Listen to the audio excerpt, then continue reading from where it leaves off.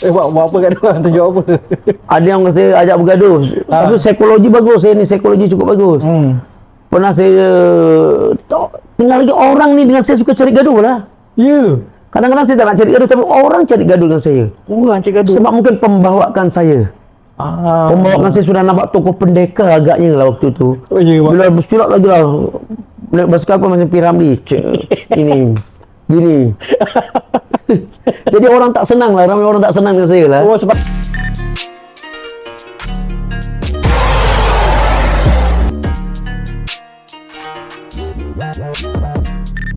ada yang dipamerkan misalnya, itu buah silat. Misalnya ini tepis masuk, ini sana datang tepis juga, ini masuk dan digulung, tekan, jangan lagi, sudah, jangan berlawan lagi. Oh, jangan berlawan lagi, sudah. Sini, pak, stop, cukup, jangan berlawan lagi, nanti rosak lagi. Okey. Tutup balik. Misalnya kan, senyum. Ini persediaan lah. Karena begini untuk unsur supaya bersalam. Cukuplah bersalamlah kita. Damai. Damai. Tapi ketika dia tak nak salam, dia dalam keadaan kita baik macam ni, dia tendang perut kita. Kita hanya buang sikit saja. Keadaan ini, ini nama keadaan memotong air. Bukan mendepuk air. Air ditepuk, kita kena juga. Ya. Kalau begini, potong kaki dia dekat tangan kita. Otomatik kita dekat belakang. Oh ya. Tergantung pada kita nak menjatuhkan atau tak menjatuhkan. Kalau nak menyakitkan dan jatuhkan, cukup dengan ni pinggul dia kan. Kita naik lutut saja. Lutut ini angkat melambung bawah saja. Ya. Jatuh terus. Selesai. Ya, Wak. Jadi ini jangan. Ya, tidak juga diserang, buang saja dia, gempur badan dia. Nama gempur alam supaya dia sedar diri. Oh, sedar diri. Gempur alam dia. Tong sini. Kita tak tumbuk muka kerana kecuali dalam peperangan tu lain. Ya, Rasulullah kan tak benarkan tumbuk muka. Jadi kita sebaik mungkin lah elak muka. Mengelakkan muka sebaik mungkin kita mengikut adab Rasulullah. Itu. Sekejap, Wak. Saya cek sekejap. Allah. Okey. Alright. Tadi saya tanya pasal anak Wadi kan. Ini saya tanya adik-beradik Wadi yang lain. Ada yang mengikut jejak langkah Wadi juga? Ada. Dalam keluarga saya memang tak ada yang ikut jejak saya. Saya seorang saja. Oh, Wadi seorang je? Semua tak minat lah. Tak minat silat ya. Jadi saya seorang. Okey. Masa zaman pakcik saya adalah pakcik-pakcik saya waktu itu zaman berbeza kan. Mesti orang-orang muda, orang laki-laki mesti ada belajar silat sebagai bekal diri untuk berdagang ke tempat orang. Sekarang orang dulu kan kerja susah, kena pergi tempat lain baru bekerja, cari kerja. Kan? Sekarang kan pekerjaan depan mata. Ya. Kan? Oh, tak perlu merantau. Tak perlu merantau. Jadi tak payah bekal-bekal itu. Pikiran dia orang. Jadi kalau orang dulu dia takut dia dibuli dekat tempat orang, maka dia belajar silat. Takut dibuli. Jadi sebagai bekalan di dada lah. Orang Melayu katakan, barulah betul ada ilmu agama, ada ilmu silat. Barulah dikatakan orang dulu-dulu anak jantan. Oh, ya. Orang cakap apa? Lengkap. Kalau orang sekarang kan pekerjaan dekat depan mata. Dan tak pernah fikir pun apa akan jadi, kadang-kadang tak fikir pun apa akan jadi pada diri sendiri. Tapi benda-benda ni sepatutnya kena ada lah, Wak. Ya, sepatutnya lah. Sebab kita tak jangka benda-benda macam tu jadi kan. Macam contoh 13 Mei kan. Jadi itulah, orang-orang muda kita ni kena belajar lah. Ya, kena belajar ilmu seni mempertahankan diri, kena belajar ilmu silat. Ya, kalau tak minat silat pun apa saja yang pelajaran ilmu bela diri yang kamu minati, belajar. Ya, pasal apa? Kita tak tahu bom meletup tu bila. Ya. Ya, sebab keadaan bila kita tengok zaman sekarang ini menakutkan lah sebenarnya ya, menakutkan. Dalam negara pun ya, di luar negara pun iya. Betul, Wak. Ya, bila lagi dalam negara ni kita rasa macam serba tak kena lah kita nak cakap ya. Takut. Jadi kita kena ikut jugalah pantun orang tua dulu ya, bidalan kata orang tua, yaitu gejeblas nang awang-awang lan kesandungan tanah roto, terhantuk di awang-awang dan tersandung di tanah rata. Itu istilah Jawa, bahasa Jawa ya. Gejeblas nang awang-awang lan kesandungan tanah roto. Gejeblas itu terhantuk di awang-awang. Keadaan yang elok, kita tak fikir ada bahaya, tiba-tiba kita terhantuk. Nampak ya, tiba-tiba kepala kita terhantuk. Jadi itu yang dikatakan kejeblas. Gejeblas. Dia punya kol-kolanya. Kejeblas. Terhantuk tu terhantuk, kejeblas. Terhantuk di awang-awang. Awang-awang ni tak ada apa-apa, tapi tiba-tiba boleh terhantuk. Lan kesandungan tanah roto, dan tersandung di tanah rata. Tanah yang begini rata, tiba-tiba kita boleh tersandung dan kita jatuh. Maksud dalam keadaan yang baik. Janganlah disangka-sangka tidak boleh berlaku sesuatu perkara yang membahayakan pada kita ataupun keluarga kita ataupun masyarakat kita.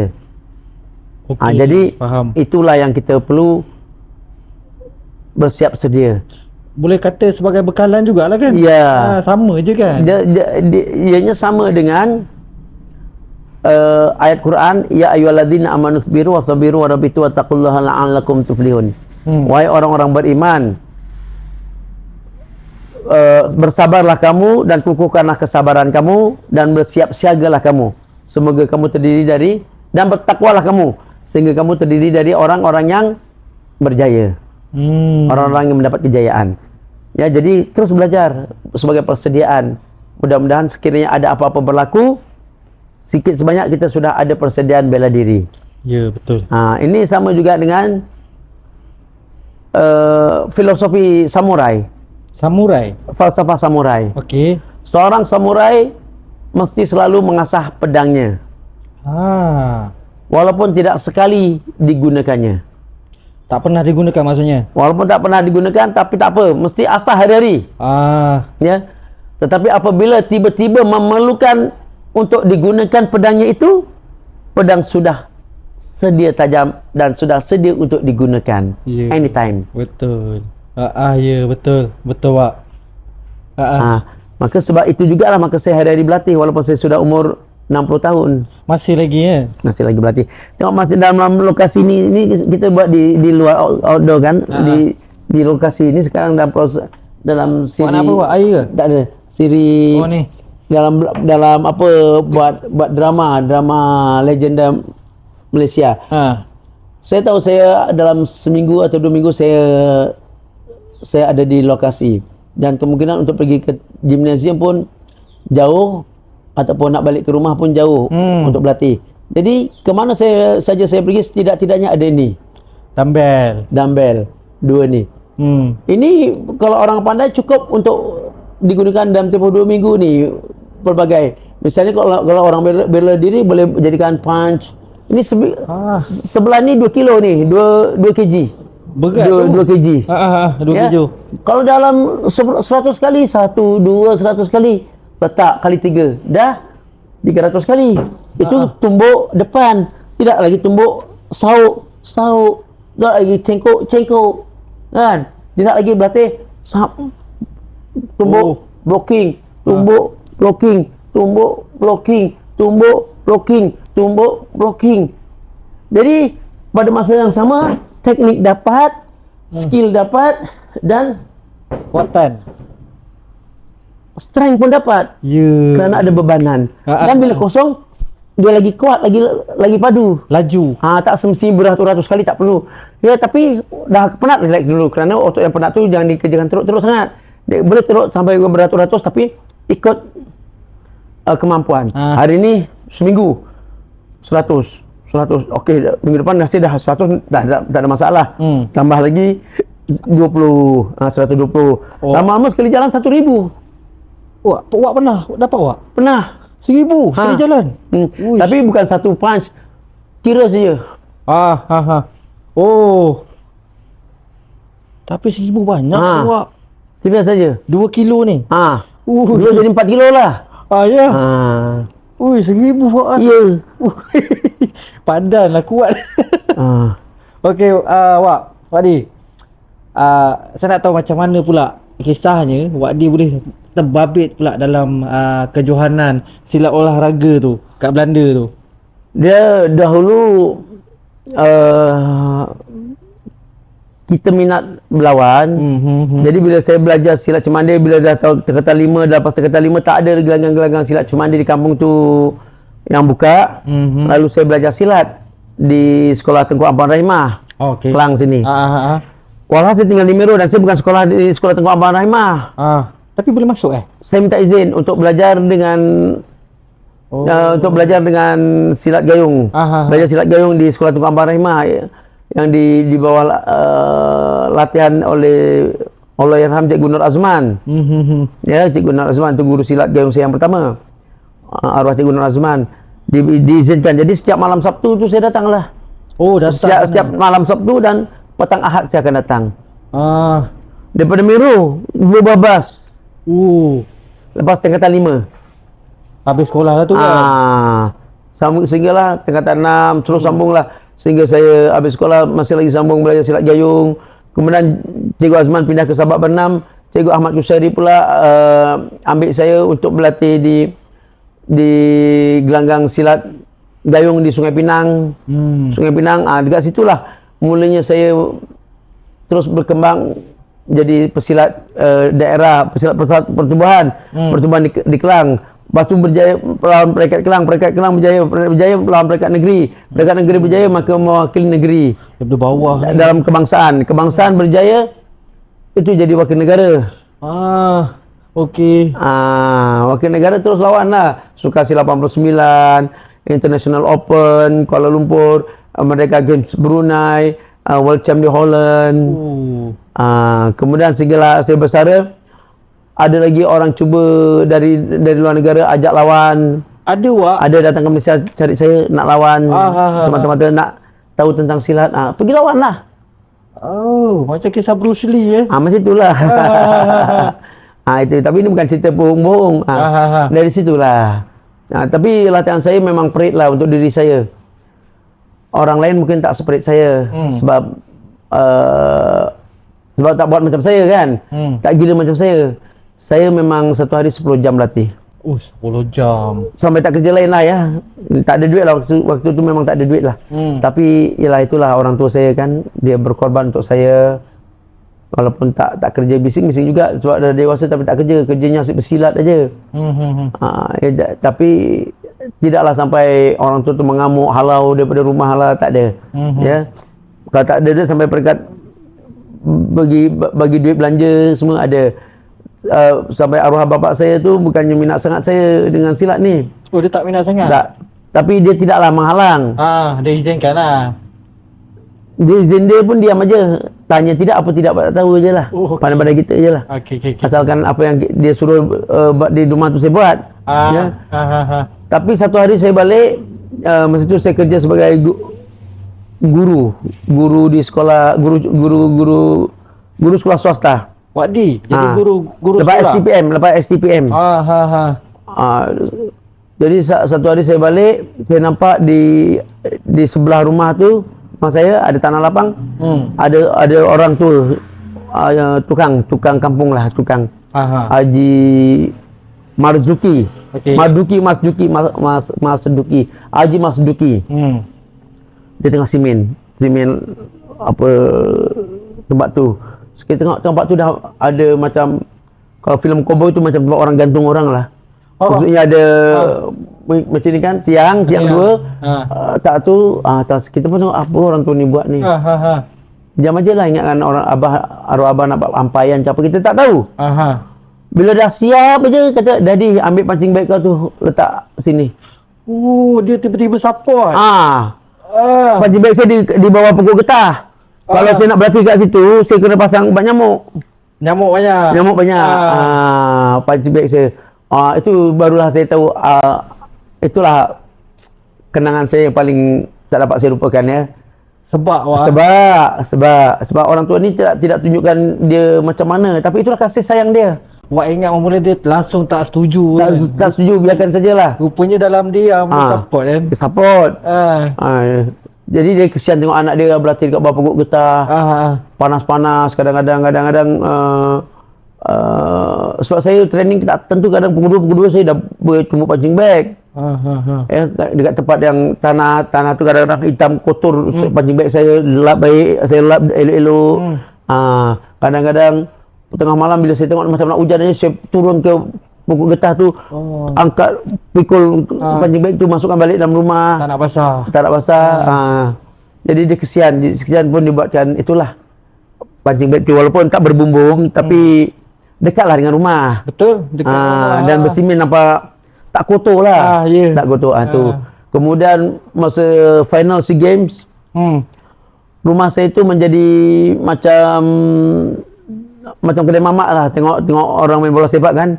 Oh, ramai datang. Jiran-jiran semua datang ke rumah tu tengok di final SEA Games. Okey.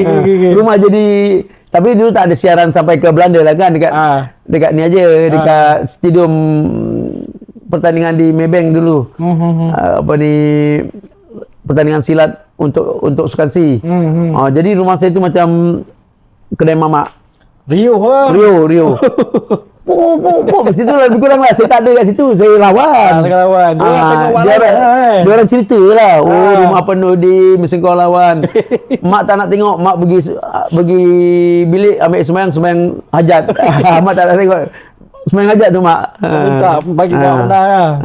Dan alhamdulillah tu final tu saya lawan Parapas Ponsombot, itu pesilat daripada Thailand. Oh, pesilat daripada Thailand. Dulu yang digeruni pesilat Thailand lah. Silat Indonesia ni dah biasa. Dah biasa, tapi orang gerun juga. Hebatlah Indonesia. Tapi yang paling digerunkan dulu negara baru yang masuk dalam pencak silat ialah Thailand. Kenapa Wak?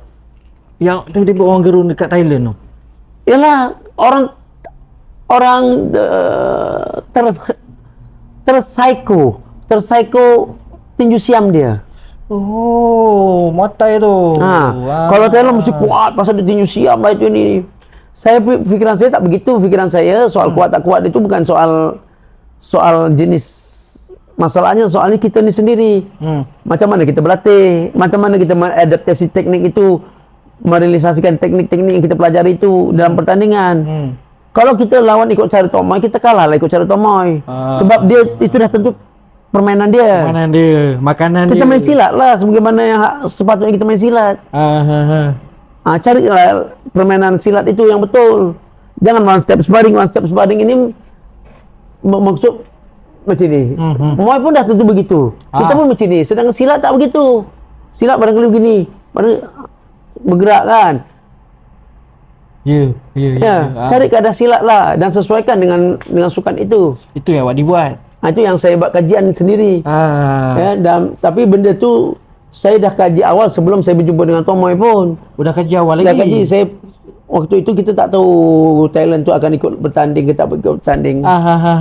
Dan kita tak tahu kita pun final akan jumpa Thailand, kita tak jumpa. Kita tak tahu. Tapi kebetulan saya pun belajar Muay Thai. Oh, dia ada juga belajar Muay Thai? Belajar. Tapi bukan dengan kelab-kelab macam sekarang kan, kelab Kuda Merah, kelab macam-macam lah kan. Saya tak tahulah namanya, tapi yang saya tahu kelab Naga Merah ya. Ada Naga Merah ya? Rasanya ada Kuda Merah. Tu macam-macam kelab ada sekarang ni kan. Macam saya dulu tak ada. Kalau saya nak belajar dengan orang yang pernah bertinju. Macam dulu saya pernah belajar dengan Abang Azmi di Kampung Pandak di Ampang. Kemudian saya pernah juga ambil teknik-teknik sikit sebanyak, ambil tahu sedikit sebanyak daripada arwah Pak Suno. Pak Suno ni jurulatih kebangsaan dia, tapi macam mana pun dia dulu pun Muay Thai punya. Pak Suno dulu pernah lawan di Bangkok, anak Melayu pertama lawan di Bangkok Pak Suno. Anak Melayu pertama dia lah. Pak Suno, arwah Pak Suno. Jadi saya belajar sikit-sikit sebanyak. Kemudian saya pun dilatih oleh Haji Adnan Zakaria.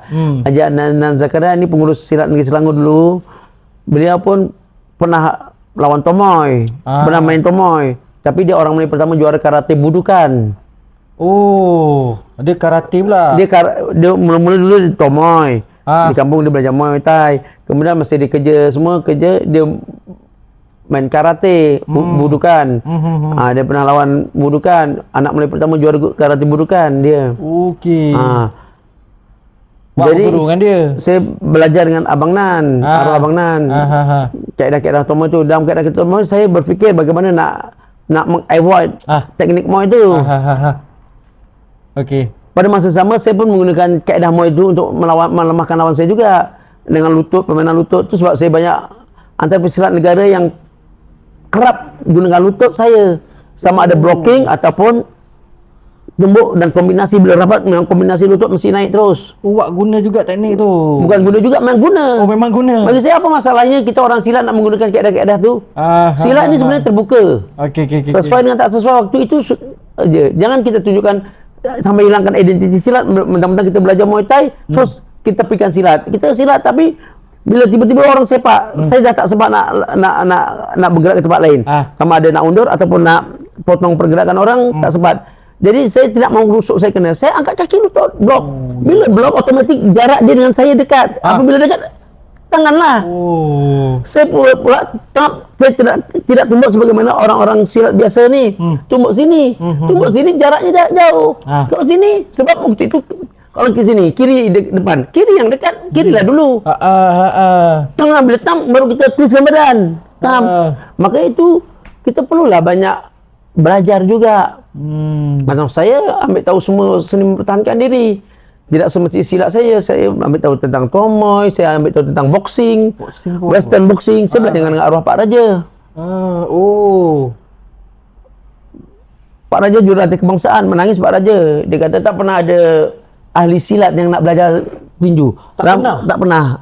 Ramai ahli silat yang anggap bahawa boxing ini adalah tak ada kelas lah, senang kata. Okey. Sehingga sekarang pun mungkin ada orang beranggapan begitu. Kerana dia tidak ada kembangan ujung. Bagi saya terbaik belajar punch dekat, jarak dekat silat lah. Ini boxing lah. Jarak dekat punya punching. Kenapa dia dekat atas tangannya? Dia kata kalau orang nak pukul, just ini saja sudah dah terlindung. Kalau rusuk mungkin kalau orang sepak rusuk ini barulah kita gunakan falsafah silat. Dia dekat rusuk kita boleh. Ini boxing tak ada lah, orang boxing tak ada. Kita boleh hentak kaki dia dengan siku. Dan kita patah balik. Seperti tedung berlipat. Ini namanya tedung berlipat. Ya. Jadi kita jangan jumutkan teknik. Gabungkanlah. Gabungkan. Itu sebab saya ingat pesan orang tua-tua dahulu. Kalau tak cukup 7 guru, janganlah kau nak cuba berlawan dengan aku. 7 guru? Jadi istilah 7 guru, kenapa sampai 7 guru baru boleh lawan dengan dia ni? Malah tak ada apa-apa pun dia ni misalnya. Tapi cuma cakapnya tu bukan main. Walaupun begitu, saya tangkap dekat otak saya. Kenapa 7 guru? Kan? Rupa-rupanya kita dah belajar silat ni, belajar dengan sana pula. Tidak semua satu-satu jenis silat itu yang relevan dengan kita. Serasi lah maksudnya. Yang sesuai dengan kita tekniknya. Kadang-kadang cantik tekniknya tapi dalam keadaan praktikal bukan tak berkesan, tapi payah kita nak mengaplikasikannya. Ya. Tapi silat itu tak cantik tapi efektif. Walaupun tak cantik. Tak cantik tapi efektif. Macam boxing. Apalah mana. Tapi orang gepang. Ya, itu namanya makan gerak. Baru nak ini pung sampai sebiji. Pening sikit. Walaupun hanya jab aja, tapi sudah memeningkan. Kan? Kalau tak pakai glove, koyak muka. Tak pakai glove. Darah bercucur. Bagaimana dia tak nampak lawan. Kita punya lah. Kalau dalam keadaan real fight. Itu. Jadi tapi dari segi seni tak cantik lah. Tapi efisien. Apa salahnya? Kita tak tumbuk muka tapi badan. Mana kuat? Apa tak kuat? Latihlah betul-betul kuat. Pumping lah dari 1,000 satu kali. Satu hari 1,000. Jangan kita malah berlatih. Berlangsung latih. Teknik cantik pun kita tak ada kekuatan, tak ada strength. Cantik lebih. Bagi saya itu mustahak. Lebih lagi kalau disusun dengan langkah silat. Tum. Tum. Kalau boxing ini, kita silat begini, apa salahnya? Ini kenapa gini? Ini kita lock. Jadi orang terkedul di situ. Dia nak gerak, ulurkan sikit. Ada satu berapa julat lagi ni. Jadi jauh. Tum, bergerak, tum. Dia tekan dulu je, tum, baru masuk balik. Kenapa saya tidak sini? Ini asas. Jauh. Jadi ini dekat. Kita latihlah supaya sasaran silat ni dekat sini kan sasaran. Kan kita latih di atas. Latih di sini. Kita latih di bawah lah.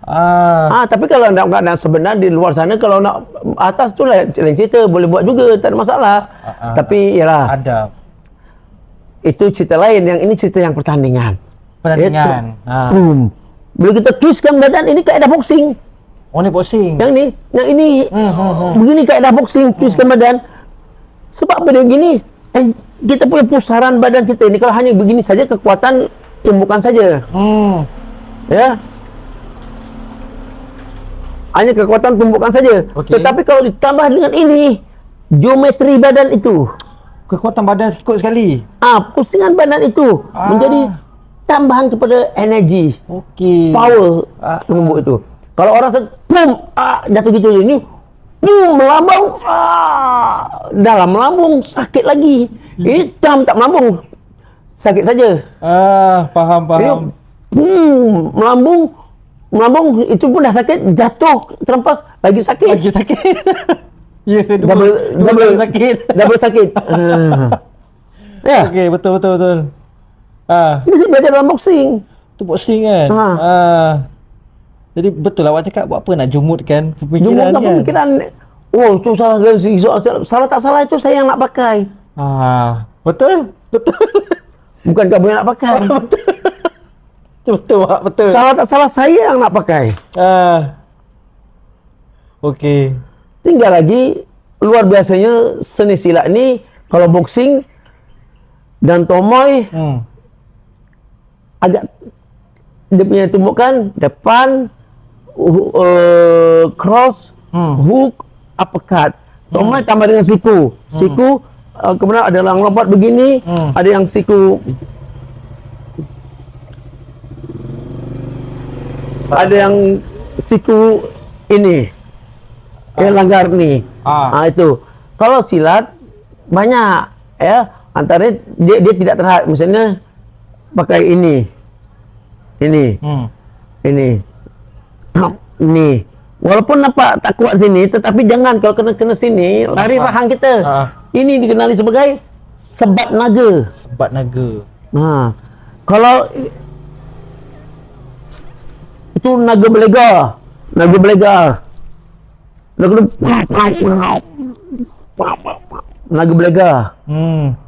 Ni macam awak cakap ni, untuk ruang yang sempit kan. Dekat tempur dekat. Itu jadi kita belajar.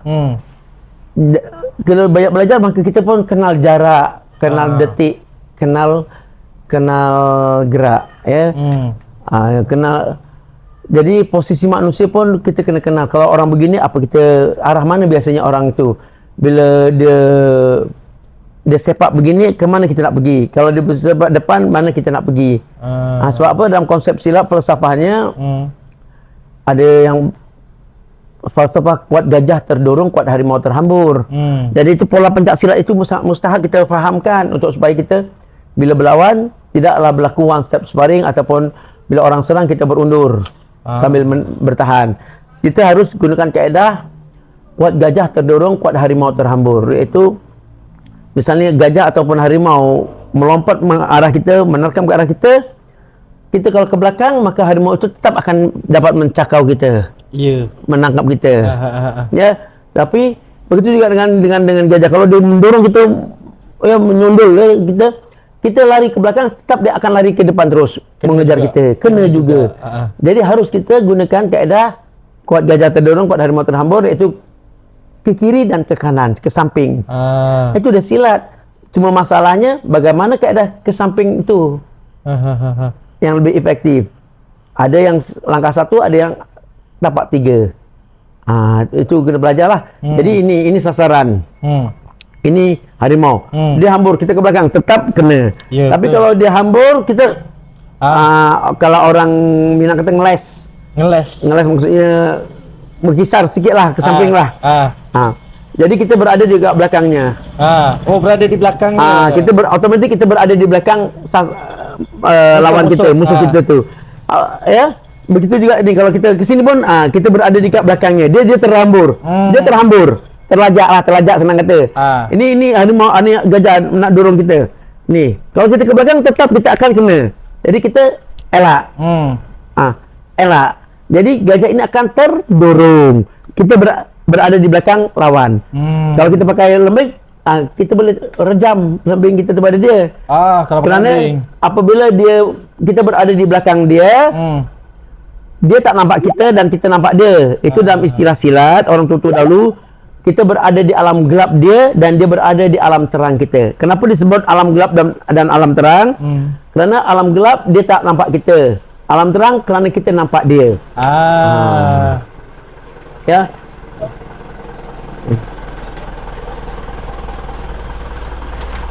Terapi. Tahu ya tuan-tuan ya.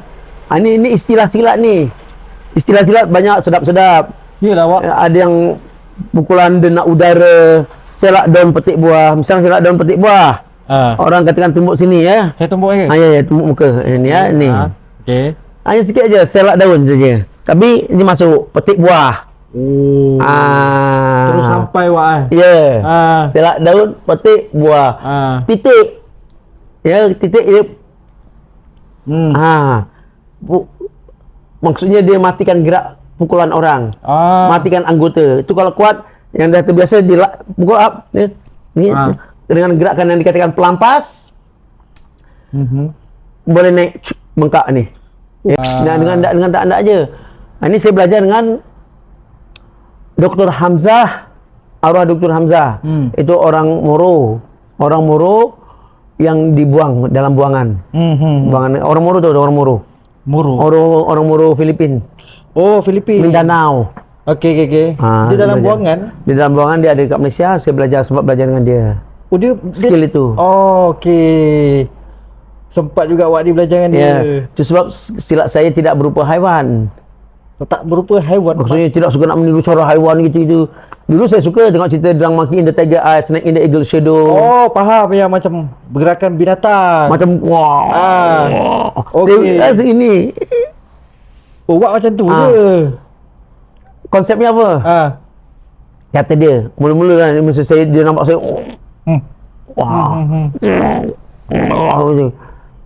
Apa? Dia berbahasa gitulah. Apa? Apa mau jadi haiwan? Apa? Haiwan tidak menguasai dunia, manusia menguasai dunia.